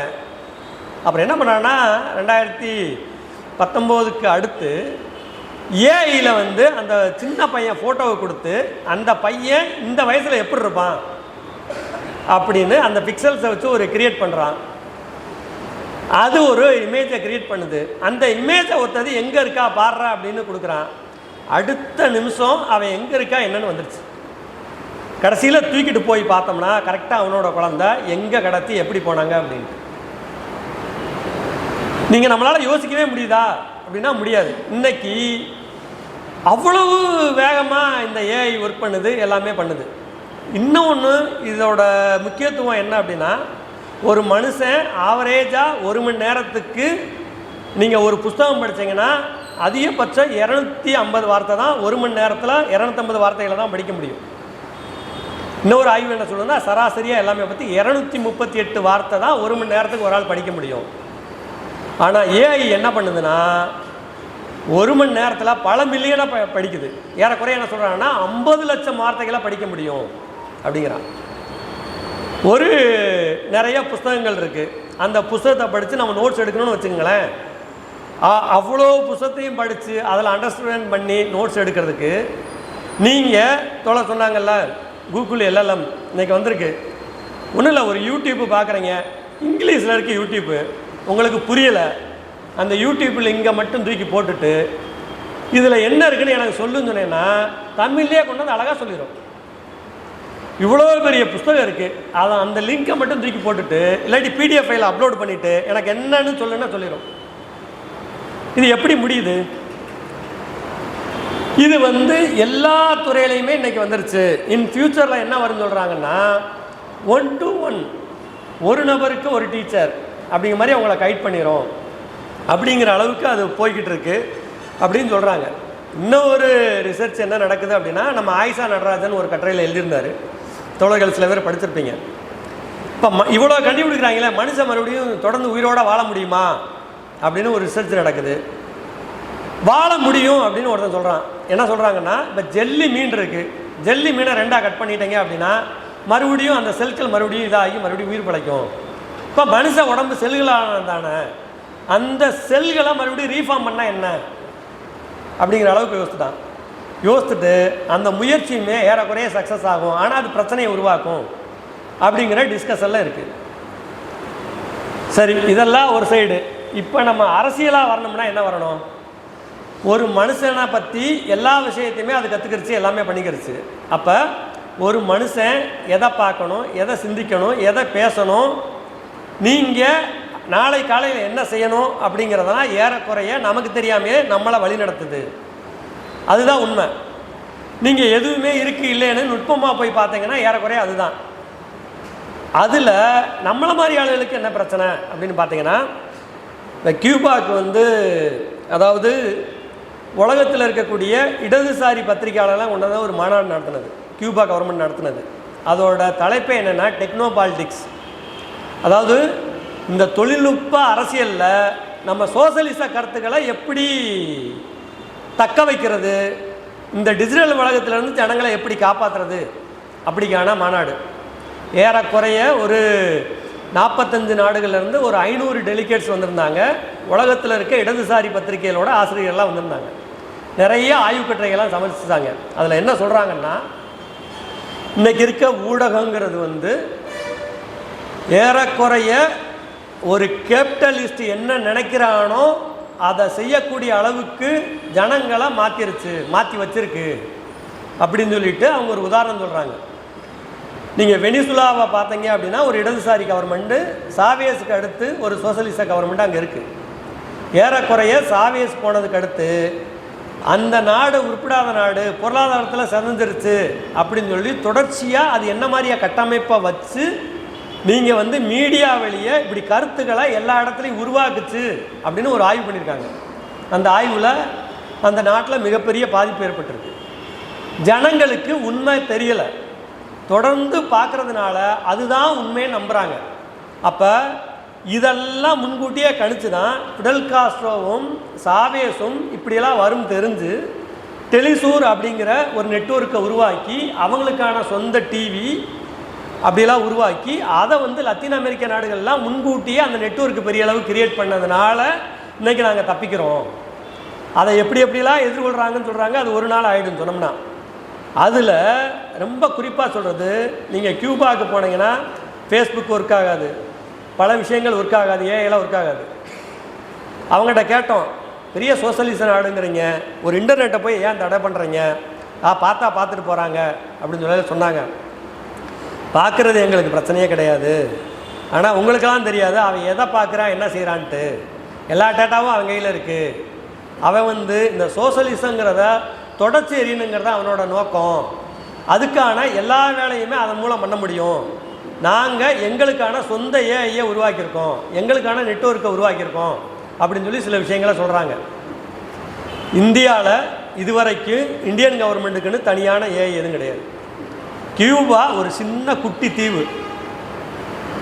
இதை நம்ம எப்படி பார்க்க வேண்டியிருக்குன்னா, இந்த தொழில்நுட்பத்தை எதுக்காக பயன்படுத்துகிறாங்க அப்படின்னு தான் நம்ம பார்க்கணும். அநேகமாக கொரோனா காலத்தில் உலகமே அல்லாடிப்பட்டு இருந்த நேரத்தில் இதே ஏஐ டெக்னாலஜியை வச்சு தான் சோசலிச நாடுகள் ஜனங்களை பூரா காப்பாற்றணும்னு ஒரு ரிப்போர்ட் சொன்னாங்க.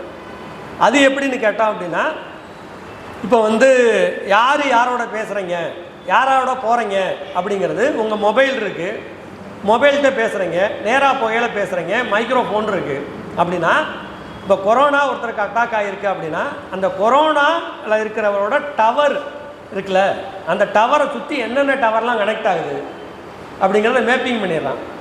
மேப்பிங் பண்ணிவிட்டு அதை பூரா குவாரண்டைன் பண்ணு, அதிகபட்சம் அவங்களுக்குள்ள தானே ஆயிருக்கும், அவன் தானே ஹியூமன் அப்படின்னு சொல்லி டக்குன்னு குவாரண்டைன் பண்ணி அவங்களுக்கு ட்ரீட்மெண்ட் கொடுத்து இது மாதிரியா ஒரு ஆக்கப்பூர்வமான விஷயங்களுக்கு பூராமே அங்கே பயன்படுத்தி பெரும்பகுதியான ஆட்களை அங்கே காப்பாற்றிருக்காங்க.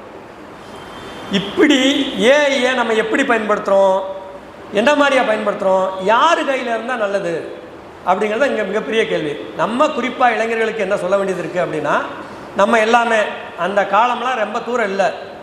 இன்னொன்று ஏஐங்கிறது பெரிய விஷயமே கிடையாது. நீங்கள் கம்ப்யூட்டர் வரையில் கம்ப்யூட்டர் தெரியுமா தெரியாதா, இல்லை மொபைல் ஃபோன் வரையில் ஆண்ட்ராய்டு வரையில் எப்படி பண்ணுறதுன்னு நினச்சோம். இன்றைக்கி வந்து எல்லா பேரும் ஆண்ட்ராய்டு அழகாக ஹேண்டில் பண்ணுறோம். ஏஐங்கிறது ஒரு ப்ராடக்ட் தான். அது நிறைய மாடல் வந்துருச்சு, என்னென்னமோ வந்துருச்சு. காரெல்லாம் ஆட்டோமேட்டிக்காக ஓடுறது மட்டும் இல்லை, எவ்வளோ ஸ்பீடு, அது ஒரு கதையை சொன்னால் சொல்லிக்கிட்டே போகலாம், அவ்வளோ இருக்குது. அப்போனா நம்ம என்ன செய்யணும் அப்படிங்கிறது ரொம்ப முக்கியம். நீங்கள் இந்த தொழில்நுட்பமெல்லாம் நமக்கு அதுக்கும் சம்மந்தம் இல்லைன்னு தூரம் நிப்பாட்டிட்டு போயிட முடியாது. அப்படி போனால் நம்ம காணாமல் போயிடுவோம். கட்சி என்ன சொல்லுது அப்படின்னா, அறிவியல் தொழில்நுட்பத்துக்கு எதிரானவங்க இல்லை மார்க்சிஸ்டுகள். தொழில்நுட்பத்தை ஆக்கப்பூர்வமாக பயன்படுத்தணும், அது பொதுவானதாக மாற்றணும். ஒரு சோசலிச தன்மையோட பொதுவான தொழில்நுட்பமாக மாற்றணும் அப்படிங்கிறதான் நம்மளோட அகில இந்திய மாநாட்டோட டிமாண்டும் கூட. இதை ஒழுங்குபடுத்துறதுக்கான சில விதிமுறைகளாக வகுக்கணும் அப்படின்னு சொல்கிறாங்க. அப்படியான சில விஷயங்களை நோக்கி நம்ம போகிறதுக்கு ஏஐ வந்து சொல்கிறது பூரா உண்மையான நம்ம தெரிஞ்சுக்கிறதுக்கான நாலேஜ் நம்மகிட்ட இருக்கணும். இப்போ தான் அது ஆரம்ப லெவலில் இருக்குது, நிறைய ரிசர்ச் போய்கிட்டு இருக்கு. ஏஐ வந்து உங்களை ஏமாத்திரும். நீங்கள் ஒரு விஷயத்தை கேட்குறீங்க அப்படின்னா அது ரைட்டாக தப்பாங்கிற புரிதலை புரிஞ்சுக்கிற அளவுக்கு உங்களோட நாலேஜை அப்டேட் பண்ணிக்கலாட்டி அது உங்களை வேற ஒரு இடத்துக்கு கூட்டிகிட்டு போயிடும். எப்படி கூட்டிகிட்டு போயிடும்னா, நீங்கள் அது லேர்ன் பண்ணி சொல்கிறதே நீங்கள் உள்ளே கொடுக்குற டேட்டாவை வச்சு தான் இருக்குது. அந்த டேட்டா என்ன சொல்லுதோ அது மாதிரி தான் உங்களை லீட் பண்ணும். அந்த டேட்டா நீங்கள் வந்து இப்போயே எடுத்துக்கலாம். டீப்சீக்கு எடுத்துட்டிங்கன்னா ஏறக்குறைய சைனாவை பற்றி பெருசாக தப்பாக பேசாது. சாட்ஜிபிடி போல் ஏஐகளை பூரா எடுத்து என்ன தான் நீங்கள் கூகுள் ஜெமினில் போய் பார்த்து எல்லாமே போடுங்க, அது வந்து உங்களுக்கு ஒரு நியாயம். நீங்கள் அதுக்கு எதிராக பேசுங்கன்னா அது ஒரு நியாயப்படுத்தி உங்களை கன்வின்ஸ் பண்ணும். தோழர்கள் பார்த்தீங்கன்னா தெரியும், அது ஏதாவது ஒரு நியாயப்படுத்தும் உங்களை. அது முடியலை, அதை ஒர்க் பண்ணுறவங்களுக்கு தெரியும். நீங்கள் இதே இது டீப்சீக்கில் போய் கேளுங்க. நான் ஒரு விஷயம் கேட்டேன். என்ன கேட்டேன்னா, போன பட்ஜெட்டு நடந்தப்போ இப்போ இன்கம் டேக்ஸ் வந்து சிலாப்பாக கூட்டியிருக்காங்க, பெரிய இவ்வளோ நாளுக்கு அடுத்து மோடி செஞ்ச சாதனைன்னு எல்லாம் பேசினான். நான் போட்டு நான் வந்து ஒரு 7-8 ஏஐ அட்ட டயத்தில் பயன்படுத்தேன். ஒரு டேப் எடுத்தால் எல்லாமே இருக்கும், ஒரே ப்ராமிட்டாக எல்லாத்துலேயும் போடுவேன், எல்லாமே வித்தியாசமாக வரும். அதில் பெரிய அதிசயம் என்னென்னா, நான் என்ன கேட்குறேன்னா, இப்போ வந்து மோடி வந்து 2.5 லட்ச ரூபாங்கிறத 8 லட்ச ரூபாய்க்கு கொண்டு போயிருக்காரு. கடைசியாக இந்த சிலாப்பை உயர்த்தின ஆண்டு எவ்வளவு? இவ்வளோ வருஷமாக உயர்த்தலை. இப்போ சராசரியாக உயர்த்தினா எவ்வளோ ஆகும்? உண்மையிலேயே சிலாப்பை கூட்டியிருக்காங்களா குறைச்சிருக்காங்களா? ஒன்று. இன்ஃப்ளேஷன் ரேட்டு பிரகாரம் இன்றைக்கி 100 ரூபாய்க்கு வாங்குகிற பொருள் 10 வருஷம் கழிச்சு 200 ரூபாய் கொடுத்து வாங்க வேண்டியிருக்கு. அப்படின்னா இது சரியா? இதை எப்படி கால்குலேட் பண்ணுறது? உண்மையிலேயே என்னன்னு கேட்டேன். எந்த ஏயும் தெளிவாக பதில் சொல்லலை. டீப்சீக்கு என்ன செஞ்சுன்னா, இன்ஃப்ளேஷன் ரேட்டு எவ்வளவு, போன பட்ஜெட்டில் எவ்வளோ ஒதுக்குனாங்க, என்ன இருந்தாங்கிறத கவர்மெண்ட்டு சைட்டில் இருக்கக்கூடிய கவர்மெண்ட்டு கிட்டனா வச்சுருக்கக்கூடிய கோப்பிலேருந்து எடுத்துகிட்டு வந்து போட்டு ஒரு கால்குலேட் பண்ணி வந்து கொடுத்துச்சு. அது என்ன சொல்லுதுன்னா, ஏமாத்துறாங்க இவங்களை. நீங்கள் அன்னைக்கு ஒரு 10 வருஷத்துக்கு முன்னாடி 2.5 லட்ச ரூபாங்கிறது இன்றைக்கி 8 லட்ச ரூபான்னு இன்றைக்கி இன்னும் ஒரு 5000 ரூபா கூட்டியிருக்கணும். அப்படினாலும் அது ஈக்குவலாக ஆகும். இப்போ கூட்டலை, அதை எப்படி கால்குலேட் பண்ணுறதுன்னு ஒரு கால்குலேஷன் பண்ணி சொல்லிச்சு. இது வேறு எந்த ஏஐலையும் போனீங்கன்னா அந்த டாக்குமெண்ட்டை எடுக்கலை. நமக்கு என்னென்னா, ஒரு வந்ததுன்னா அதுகிட்டே போய் இதுக்கு என்ன ஆதாரம்னு கேட்டிங்கன்னா அது ரெஃபர் பண்ணும், என்ன டாக்குமெண்ட் எடுத்தேன், எங்கேருந்து எடுத்தேன்னு. அப்போனா நீங்கள் இந்த ஏஐயை பயன்படுத்துறது கூட உங்கள்கிட்ட இது சரியாக தப்பாங்கிற பாகுபடுத்தி பார்க்குற தன்மை இல்லாட்டி நம்ம ஏமாந்துருவோம். அப்போ இன்றைக்கி இருக்கக்கூடிய எல்லாமே அப்படி தான் இருக்குது. இன்னும் அடுத்து என்ன வந்துருச்சு, நீங்கள் வந்து இப்போ அமேசான் டெலிவரினா இன்றைக்கி ஸ்விக்கியெல்லாம் இன்னும் கிடையாது, ட்ரோனு போய் இப்போ கொடுக்க ஆரம்பிச்சிருச்சு. தோழர்களுக்கு தெரியும். முன்னாடியெல்லாம் வந்து இப்போ வந்து நம்ம வந்து மாலுக்கு போனோம் அப்படின்னா கார்டை கொடுத்து வந்துட்டோம், அது வேறு. தெக்கத்தலம் போனீங்கன்னா நீங்கள் கார்டே கொள்ள பொருளாக போட்டாலே அது என்ன கோடிங் எடுத்து அதுவே ரேட்டை போட்டு முடிச்சிடும். நீங்கள் வந்து அந்த பார்க்கோடே காமிக்க வேண்டியதில்லை. இப்போ என்ன வரப்போகுது அப்படின்னா, நீங்கள் உள்ளே போகணும், பொருளை பூரா எடுக்கணும், எடுத்துகிட்டு வெளியில் போகையில் உங்களுக்கு எஸ்எம்எஸ் என்னென்ன பொருள் எடுத்துருக்கீங்க இவ்வளோன்னு உங்கள் அக்கௌண்ட்லேருந்து டிடெக்ட் பண்ணிடும். இந்த வேலையே கிடையாது.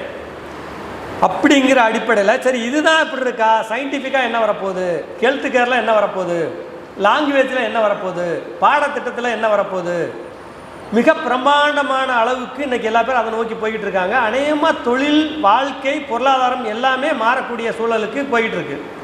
இது ஏதோ ரொம்ப தூரத்தில் இருக்குன்னு நினைக்க வேண்டியதில்லை, ஏறக்குறைய நெருங்கி வந்துருச்சு. அப்படின்னா இது எப்படி இயங்குது, இதில் இருந்து நம்ம என்ன கற்றுக்கணும் அப்படிங்கிறது நமக்கு தேவை. இங்கே தான் நம்மளோட வேலை இருக்குது. இப்படி ஏஐக்கெல்லாம் வரையலை, நம்ம இளைஞர்களை ஆல்டர்னேட்டிவ் என்ன, இதுக்கு எப்படி அக்காமடேட் ஆகுறது அப்படின்னா தொடர்ந்து நீங்கள் படிக்கணும். கண்டினியூஸ் லேர்னிங், கிரியேட்டிவிட்டி, கிரிட்டிக்கல் திங்கிங்கிறான். இந்த 3 இருந்தால் தான் நீங்கள் காம்படிட்டே பண்ண முடியும் அப்படிங்கிறது. இன்னமும் இருக்குது.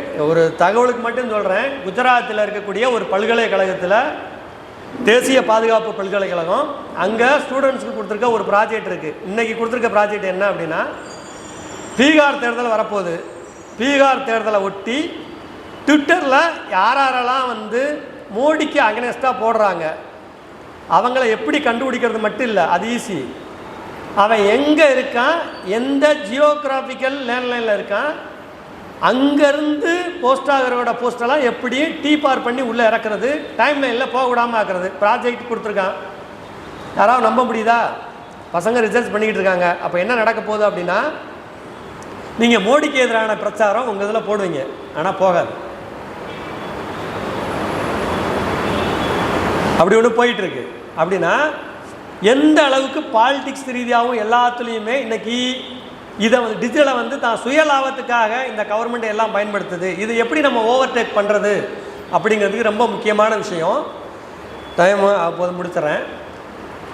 நீங்கள் வந்து இன்டர்னல் நெட்வொர்க்கு ரொம்ப முக்கியம். ஒரு விஷயத்தை நம்ம கீழே வரைக்கும் கொண்டு போகிறதுக்கு நெட்வொர்க்கு ரொம்ப முக்கியம். அப்படின்னா நீங்கள் உதாரணமாக நிறைய இருக்குது. நீங்கள் வாட்ஸ்அப்பே எடுத்துக்கங்களேன். வாட்ஸ்அப் குழுக்கள் மூலமாக ஜனங்களை நேரடியாக போய் அணுகணும். உங்களோட அப்ரோச்சு ஜனங்கள்கிட்ட நேரடியாக இருந்து உங்களுக்கும் அவங்களுக்குமான தொடர்பு இருந்தால் தான் நீங்கள் பொலிட்டிக்கலாக உங்கள் கருத்தையே சொல்ல முடியும். நீங்கள் என்ன நினைக்கிறதே கொண்டு போய் சொல்ல முடியும், அவங்களோட உரையாட முடியும். இன்றைக்கி டிஜிட்டலாக அவங்க கட்டுப்பாட்டில் வச்சுருக்கிறதுனால, வெனிசுலாவில் என்ன சொன்னாங்க, கியூபா அங்கே மாநாட்டில் ஒரு விஷயம் சொன்னாங்க. அவன் எவ்வளவு ஃபேக்காக சொன்னால் கூட நீங்கள் களத்தில் இருந்து நான் இங்கே இருக்கேன், அந்த பேக்ரவுண்டோட நான் இங்கே இருக்கேன், இன்னாரு இங்கே என்னதான் நடக்குதுன்னு சொன்னால் ஜனங்க அதான் நம்புவான் அப்படிங்கிற அளவு சொல்லிக்கிட்டானுங்க. அப்போ அதுக்கான நெட்வொர்க்கை அவங்க பில்டப் பண்ணிக்கிட்டு இருக்காங்க. நம்மளும் என்ன பண்ணோம்னா, ஜனங்களுக்கு உண்மையை சொல்கிற அளவுக்கு சில டிஜிட்டல் ரீதியான ஏற்பாடுக்கு போகணும். கட்சியோட பொலிட் பியூரோவும் இந்த அகில இந்திய மாநாட்டை ஒட்டி முதன்மையான திட்டங்களில் சோசியல் மீடியா பிளாட்ஃபார்மில் நமக்கான நெட்வொர்க்கை எந்த அளவுக்கு உருவாக்கணும் அப்படிங்கிறத சொல்லியிருக்காங்க. இன்றைக்கி நம்ம செய்ய வேண்டிய கருத்துக்கள், சொல்ல வேண்டிய கருத்துக்களுக்கு ரொம்ப நேரம் நீங்கள் மெனக்கட வேண்டிய அவசியமே இல்லை. சில பிராமிட்டை கற்றுக்கிட்டு நீங்கள் ரோபோட்டிக்காகவே பண்ண முடியும். அதாவது பாட்டு வழியாக பண்ண முடியும். நிறையா வந்துருச்சு. ஸோ அதெல்லாம் நீங்கள் கையாண்டால் தான் நீங்கள் இளைஞர்கள்ட்டே போக முடியும். ரொம்ப வந்துருச்சு தோலை. ஒன்றும் இல்லை, எனக்கு இப்படி ஒரு கதை எழுதி கொடு, ஒரு சினிமா கொடு அப்படின்னு சொன்னீங்கன்னா மனுஷனே தேவையில்லை. அநேகமாக உங்களுக்கு ப்ராஜெக்ட் இருந்துச்சுன்னா நான் சில வீடியோவே போட்டு காமிச்சிருப்பேன். அவ்வளவு வந்துருச்சு. இதெல்லாம் யார் பெரிய நாணத்தம்லாம் இல்லை. இன்னும் ஒன்று சொன்னீங்கன்னா, தமிழ் தெரிஞ்சால் போதும், எந்த லாங்குவேஜுமே தெரிய வேண்டியதில்லை. நீங்கள் லைவாக வந்து தமிழில் உங்களுக்கு வேணும், நீங்கள் எந்த சைட்டுக்கு போங்க, யார் எழுதுறதையும் படிங்க. எல்லா பேரும் யூஸ் பண்ணுறாங்களான்னு தெரில. நீங்கள் கூகுள் குரோமில் போய் கிளிக் பண்ணி கீழே வரையில பார்த்தீங்கன்னா தெரியும். அந்த டேப்பில் ஒரு இடத்துல டிரான்ஸ்லேட்னு ஒன்று இருக்கும். அந்த ஆப்ஷனை கிளிக் பண்ணி தமிழ்னு போட்டிங்கன்னா அது எவ்வளோ பெரிய தலைவர் என்ன நியூஸாக இருந்தாலும் அடுத்த கட்டம் நீங்கள் தமிழில் அப்படியே வந்துடும். ஏறக்குறைய தமிழ் ஓரளவு சில ஏஐ வந்து ரொம்ப சூப்பராக கொடுக்குது. நீங்கள் கற்றுக்கிறதும் பெரிய விஷயமே கிடையாது. இன்றைக்கி டெவலப் பண்ணுற எல்லா விஷயமே சாதாரண இளைஞர்கள் தான். அநேகமாக இந்தியாவில் இருக்கக்கூடிய ஸ்டார்ட் அப்பாக இருக்கட்டும், ஏஐ சம்மந்தமாக இருக்கக்கூடிய சிஓக்களை நீங்கள் வந்து படித்து பாருங்கள், எல்லாமே இளைஞர்கள் தான். அந்த அளவுக்கு போயிருக்காங்க. நீங்கள் பிஸ்னஸ் மாடலே மாறப்போகுது, ஏறக்குறைய மாறும். அப்படின்னா நம்ம வந்து அந்த பிராமிட்டை எப்படி கற்றுக்கிறது, கட்சியோட வளர்ச்சிக்கு இளைஞர்களை திரட்டுறதுக்கு நீங்கள் என்ன செய்யணும் அப்படிங்கிற பல விஷயங்களாக பார்க்க வேண்டியது இருக்குது. நீங்கள் வந்து இதிலையே நாங்கள் வந்து டிஒஎஃப்ஐ என்னென்ன நோக்கத்துக்காக இருக்கோம், இளைஞர்களை திரட்டணும், எனக்கு வந்து சில ஐடியா கொடுன்னா அது நிறைய ஐடியா கொடுக்கும். அந்த ஐடியா அது எப்படி எடுக்கணும்னா நம்மகிட்ட இருந்து மட்டும் எடுக்காது, காமன் இளைஞர்கள் என்ன நினைக்கிறானுங்க அந்த டேட்டா பேஸ்லேருந்து எடுக்கும். நீங்கள் அந்த டேட்டா பேஸை நமக்கு தக்கன மாடரேட் பண்ணிட்டு கொண்டு போனீங்கன்னா இளைஞர்கள்ட்ட போக முடியும். அப்படி இல்லாமல் நம்ம ஒரு சர்க்கிளே இருந்துட்டு நம்ம நினைக்கிறதா உலகம் அப்படின்னு நினச்சிக்கிட்டு அதுலேருந்து நீங்கள் கண்டென்ட்டை கொண்டு போகிறீங்க அப்படின்னா அது சிரமம். கடைசியாக ஒன்று சொல்லி முடிச்சுக்கிறேன். அதாவது ரோஹிங்கியா, மியான்மர் தெரியும். மியான்மரில் வந்து ஒரு ரிசர்ச் பண்ணாங்க. இந்த ஃபேஸ்புக்கு எப்படியெல்லாம் வந்து ஒரு விஷயத்தை வைரலாகி கொண்டு போகும், எப்படி ஒட்டுமொத்த ஜனங்களே அடிக்ட் ஆவாங்களா அப்படின்னு நிறைய உதாரணம் இருக்குது. நான் மியான்மரை எடுத்துக்கிறேன். 2016-17 நினைக்கிறேன். அங்கே வந்து ரோஹிங்கியா அவங்கள வந்து நிறைய பேரை கொண்டானுங்க. ஒரு 25,000 பேரை கொண்டானுங்க. ஒரு 60,000 பெண்களை பாலியல் வன்முணர்வு பண்ணாங்க. பெரிய கலவரமாச்சு, எல்லாம் வந்துச்சு. அது எப்படி மாறுச்சு அப்படின்னு ஒரு ஆய்வு பண்ணுறாங்க. அந்த ஆய்வு பண்ணையில் என்ன சொல்கிறாங்க அப்படின்னா, ஃபேஸ்புக் வந்து அந்த நாட்டில் ஒரு அல்காரிதம் விடுறான். என்ன சொல்கிறான்னா, எனக்கு ஃபேஸ்புக் வந்து இவ்வளோ பேரை ரீச் பண்ணணும், அந்த மெஷின் லேர்னிங்கில் சொல்கிறான். அதுக்கு நீ ஹியூமனை படிச்சுட்டு அவனுக்கு எது பிடிக்குது என்ன வருதுன்னு நீயா லேர்ன் பண்ணி அதை இந்த டார்கெட்டை எனக்கு அடையணும். இதுதான் அவன் கொடுத்த இலக்கு அல்காரிதமில் ஏஐ வச்சு. அது என்ன பண்ணுச்சு அப்படின்னா, அநேகமாக ஒரு மாங்கு, அவர் பௌத்தர்னு நினைக்கிறேன், அவர் வந்து இன்னைக்கு இந்துத்துவவாதிகள் எப்படி இங்கே வந்து பண்ணுறாங்களோ இது மாதிரியே இந்து பெண்களாக அப்படி பண்ணிட்டா இப்படி பண்ணிட்டா இவ்வளோ கொடூரமாக இருக்காங்கிற மாதிரியா, அன்னைக்கு ரோஹிங்கியா முஸ்லீம் வந்து இவ்வளோ மோசமாக பண்ணிட்டாங்க, அப்படி பண்ணிட்டாங்க, இப்படி பண்ணிட்டாங்க, இவங்க நமக்கு எதிரி கொல்லன்னு ரொம்ப ஒரு புத்த துறவியாக இருக்கக்கூடிய சாமியாக இருக்கக்கூடிய ஒரு ஆள் ரொம்ப எமோஷனலாக ஒரு வீடியோ போடுறான். அந்த வீடியோ வைரல் ஆகுது.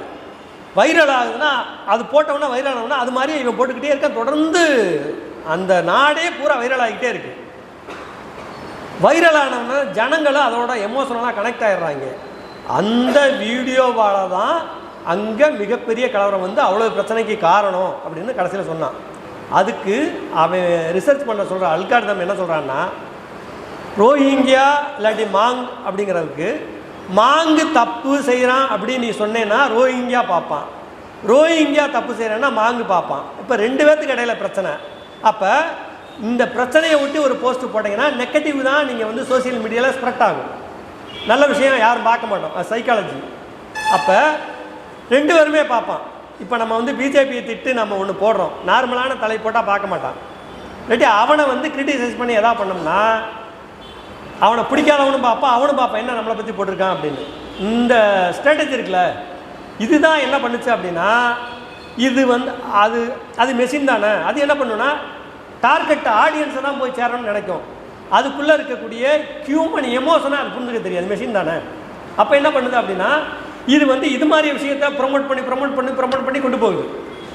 அதே நேரத்தில் அந்த ஊரில் ஒரு மாங்கு வந்து ஒரு 800 முஸ்லீம்களை தன்னோட பாதுகாப்பில் வச்சுட்டு இந்த மாங்கு பூரா வந்து அவங்கள கொல்ல வரையில் என்னைய கொன்னுட்டு உள்ளே போய் தொடு அப்படின்னு சொல்லி 800 பேரை பாதுகாத்துருக்காங்க. அது யாருக்குமே தெரியாது. அப்போ சோசியல் மீடியா என்ன பண்ணுன்னா, அவனுக்கு தேவை அது பிஸ்னஸ், எவ்வளோ பேருக்கு போகுங்கிறது தான். ஹியூமன் நேச்சரை பற்றி அது கவலைப்படாது, எமோஷனை பற்றி கவலைப்படாது. அப்போனா இது எப்படி ஃபில்டர் பண்ணுது, முழுக்க ஒரு கமர்ஷியலாக தான் பில்டப் பண்ணுறாங்க. இன்றைக்கி இதுக்குள்ளே தான் ஜனங்க இருக்கான். நீங்களே ஒரு நல்ல வீடியோ போடுங்க, எந்த அளவுக்கு போகுதுன்னு பாருங்கள், ஒரு நெகட்டிவாக ஒரு விஷயத்தை போடுங்க, எப்படி போகுதுன்னு பாருங்கள். அப்படிங்கிறது உள்ளிட்டு எல்லாமே இருக்குது. இன்னமும் சொல்கிறேன், இந்தியாவில் இப்போ ஆரம்பிச்சிட்டாங்க. நீங்கள் வந்து பேப்பர்லெஸ் எக்ஸாம், அதாவது நீங்கள் இப்போ நீட்டு இருக்குது, நீட்டெல்லாம் வந்து போய் நீங்கள் படித்து தேர்வு மையம் அதெல்லாம் வேண்டியதே கிடையாது, வேணும்னு பண்ணுறானுங்க. இதே ஆட்கள் நான் சொன்ன அதே யூனிவர்சிட்டியில் இப்போ ஒரு எக்ஸாம் பேட்டர்ன் கொண்டு வந்துட்டான். நீங்கள் லேப்டாப்பை திறந்து வச்சு நீங்கள் எவ்வளோ பெரிய காம்படிஷன் எக்ஸாம்னாலும் எழுதிக்கலாம். உங்கள் முன்னாடி இருக்கக்கூடிய கேமரா உங்கள் கண்ணை பார்க்கும், ஃபேஸில் ரெக்கக்னைஸ் பண்ணிவிட்டு நீ மூஞ்சியில் என்ன நினைக்கிற, யார் சொல்கிறா என்னன்ட்டு அடுத்த நிமிஷம் ஆயிரும். அது கண்டுபிடிச்சி நீ வந்து பார்க்காம பண்ணுற அப்படின்னு சொல்லி அடுத்த நிமிஷம் உன்னோட எவால்யூஷனை க்ளோஸ் பண்ணிடும். அந்த டெக்னாலஜிலாம் வந்துருச்சு. அதே மாதிரியா பேப்பர்லெஸ் எக்ஸாம் வந்துருச்சு. தோழர்கள் தெரியும், நீங்கள் வந்து ஒரு எக்ஸாம் எழுதுறீங்க, பேனா மாதிரி எழுதிக்கிட்டே இருக்கீங்கன்னா எழுதலாம் உள்ளுக்குள்ளே போய்கிட்டே இருக்கும், நீங்கள் எழுதிக்கிட்டே இருக்கலாம். அதை அடுத்த நிமிஷமே எவால்யூஷன் பண்ணி முடிச்சிடும். அப்படிங்கிற மாதிரியே டெக்னாலஜி இன்றைக்கி எங்கேயோ போயிடுச்சு. இந்த டெக்னாலஜி அன்றாட வாழ்க்கையில் எந்த அளவுக்கு வரும் அப்படின்னா, மெடிக்கல் இருக்குல்ல, மெடிக்கலில் முடிச்சிட்றேன். மெடிக்கலில் வந்து இன்றைக்கி மிகப்பெரிய அளவுக்கு வந்துருச்சு. அது டாக்டரையே மாற்றிரும்னு சொல்கிறாங்க. அதை பற்றி நிறைய ரிசர்ச் போகுது. ஏறக்குறைய மெடிசன் பல்வேறு விஷயங்களை இதை நோக்கி போயிட்டுருக்கு. இதை எப்படி நீங்கள் பார்க்கணுங்கிற பார்வை ரொம்ப முக்கியம், எப்படி ஹேண்டில் பண்ணுறங்கிறது முக்கியம். தோழர்கள், இந்த அரசியல்ங்கிறது ரொம்ப பெரிய அரசியல். அது என்னவா இருக்குது, எப்படி இருக்குது, ஒரு சோசலிஸ்ட்டாக ஒரு கம்யூனிஸ்ட்டாக அதை எப்படி பார்க்கணுங்கிற புரிதல் ரொம்ப முக்கியம்னு நினைக்கிறேன். அந்த புரிதல் பார்வைக்கான ஒரு ஸ்தூபம் தான் நான் சொன்ன இன்சிடென்டெல்லாம். நீங்கள் 1 by 1 ஸ்க்ரீன் போட்டு ChatGPTயில் ஒரு கிளாஸ் மாதிரி எடுத்தாங்கன்னா இன்னும் கொஞ்சம் புரிகிறதுக்கு தோதாக இருக்கும். வாய்ட்ட சொல்கிறத விட நீங்கள் நேரடியாக பார்த்து அதை எப்படி பண்ணுறதுன்னு பண்ணால் அதை புரிஞ்சுக்கிறதுக்கு தோதாக இருக்கும். தோழர்கள், இது ஒரு சின்ன தொடக்க புள்ளி. இது சம்மந்தமாக நிறையா படிங்க. படிக்காமல் நீங்கள் உங்களை அப்டேட் பண்ணிக்கவே முடியாது. இது சம்மந்தமான நிறைய புக்கு வந்திருக்கு.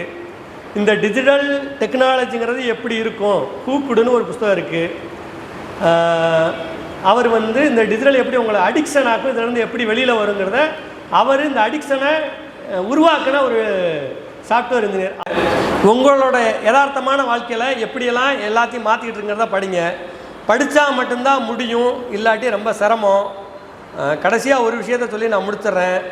ஏற்கனவே பல இடத்துல சொல்கிறதான், விலங்குகளில் மிகவும் வலிமையானவோ புத்திசாலியாவையோ நீடிப்பதில்லை. அதாவது என்ன சொல்கிறாங்கன்னா, எவ்வளோ பெரிய விலங்கு வலிமையாக இருந்தாலும் புத்திசாலியாக இருந்தாலும் அது லாங் லைஃபாக இருந்ததில்லை. மாற்றத்துக்கு தக்கன தன்னை தயார்படுத்தி கொள்ளும் விலங்குகள் தான் தலைமுறைகள் கடந்து வாழ்கின்றனர் அப்படின்னு சொல்கிறது சார்லஸ் டார்வின்.